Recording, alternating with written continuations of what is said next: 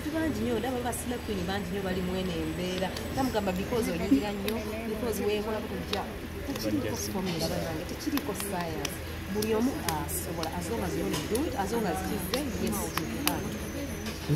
yes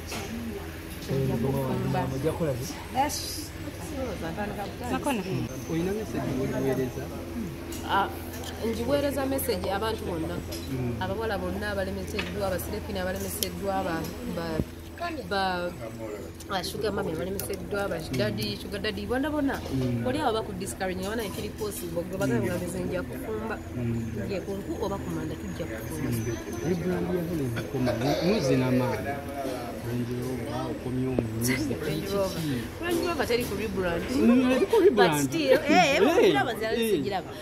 chichi at the end of the day njagala ku earning out of my music njagala mbeera omuyimbi asobola okukola mu music njagala mbeera omuyimbi inspiring abantu abalala njagala omuyimbi abantu benyumirizamu njagala nkwase nvudde walanya nkuze nakyo like people have seen me on TV so to me abamu bailoza tuyise biki mpulira ndi ku kkubo bwe n'abantu sendoza nange nja kwewulira nga mbe naye mulaba ontuuse naye nze sinaba nkyakolera abaana bange nkyakolera n'abantu be inspiring Range Rover eno gye bako was it your dream car y'emmotoka eyakuliya ku Range Rover banagiruutanako simanyi it's a beautiful car odabana nga abantu mu Range Rover gamanyi bamalayo but still I don't know I don't feel kati nawe kirimu kyewalaba but how does it feel okubeera mu Range Rover how does it feel I don't know there's nice AC but still my dream car I don't even know if it was my dream car but all I know is motoka yene kutuusa gyogenda yakutuusa nekiriwo okwata iPhone n'otawata iPhone zonna owulirirako it's a beautiful car I'm very lucky mukama yanyamba nanjiwaka akasubi nanfukira nagamba mukisa gugwo but yeah tulaba abaami abakukuuma are you sending out a message to anyone threat gyolina okufuna abantu abakukuuma abakutambulirako naye nedda nabalina munange ndisereevu tokyerabira ekyo twakulabanga buli ku street nga tugaye ogamba ki high five naye kati tutya okujja okugira ni mukazi mufumbo kati nina n'abaana temuntawanya baheeta bokka naye abalala muntawanyama twawuliddeko nti omukulu Ronnie Mulingo ayagala kukomyawo obsessions are you willing to be part of that obsession in case obakala afunyeko ku baana abalala can you inspire them asobole okutuukirira n'akuyita no inspiring abaana abalala well Ronnie Mulingo waba alina ekyo ekirooto why not ajje tuwogere as long as they can afford me why not how much are you worth how much are you worth wow first of all with what I have I've not even described my worth now toka kona abana abalenzi gwe mecheniko how is parenthood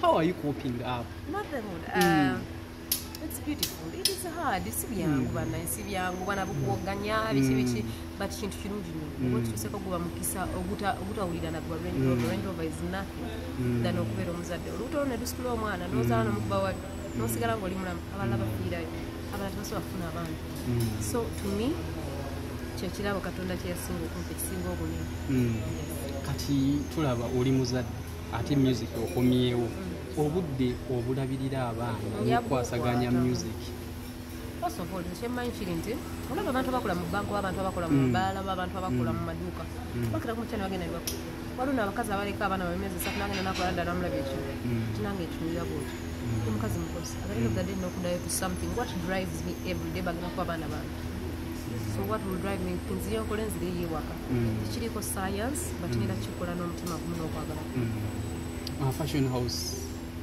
House of Lukoma is me nenge duka naligala lyannema corona yantwala gwe yatuluma natwala mu bwavu byonna byonna tusigala wali eduka nendigala naye nga House of Lukoma ti omwami agamba ki omwami lwaki omusajja mumumbu ganze simanyi ali ku mulimu simanyi bwali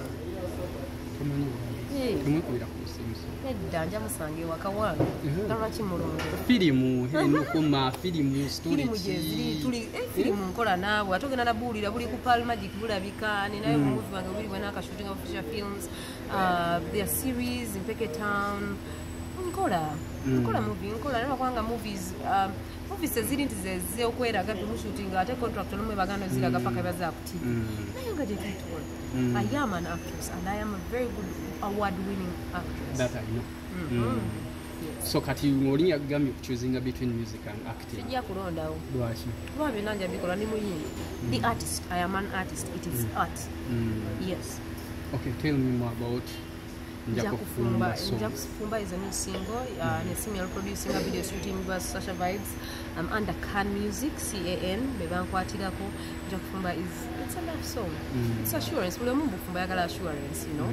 Buli omu mu bulamu they discourage us tojja kola kino kubanga oba oli mumpi nnyo ate gwe oli mubi muzibu. Naye n'ababi bafumba nno munnange. Si balungi bokka nti abatiribiti. Baliyo. So it's more like that. To encourage. Yes, so you're under management? Yes. Kuva korona nga tanakujja kuva olinnya y'amagye then wali emabega sijjukira naye nga ntambudde bwa myaka. Yes. Kati oli yaligambye muno Helen is an established artist. Why would you need management? Olina omwami akasente weekali so management ekuyamba etya buli kimu osobola okyetuusaako? Sisobola bwembadde ngenda kujja osinga badde sina management. Management ekwasaganya ebintu bingi nnyo. Sometimes ffenna tetutuukiridde it's like onyekira amata akana yabeerawo sukaali wetaaga n'amajaani nsobola okuba nga nsobola okuyimba nsobola okwejiragira naye wobeerawo ebintu byebakwasaganya kati mena mbadde siwabakulira ate bitwala omwana ate biki management ekwasizaako sometimes ne management otuba tugwa ekujjukiza oba good management ekujjukiza nolaba ogenda oli wakabi naye ogenda wanakuza nti naye olaba weraba muno speedi gyaddukirako naye etandika okudduka emisinde so management is very important mukama bakuyembera ofuna ekukwatirako ekupushinga